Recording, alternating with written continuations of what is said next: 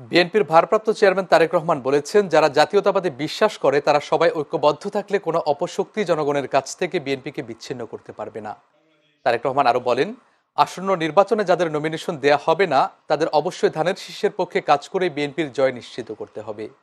আজ সন্ধ্যায় রাজধানীর গুলশানে একটি অভিজাত হোটেলে প্রবাসী বিএনপির সদস্যপদ নবায়ন এবং নতুন সদস্য সংগ্রহ কর্মসূচির অনলাইন পেমেন্ট গেটওয়ে কার্যক্রমের উদ্বোধনী অনুষ্ঠানে ভার্চুয়ালি প্রধান অতিথির বক্তব্যে তিনি এসব কথা বলেন।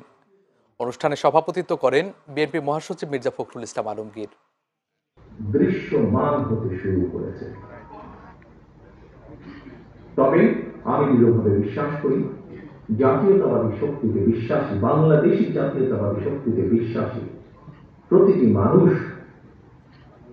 আপনারা যদি ঐক্যবদ্ধ থাকেন তাহলে কোন ষড়যন্ত্রে বিএনপিকে জনগণ থেকে বিচ্ছিন্ন করতে পারবে না ইনশাআল্লাহ।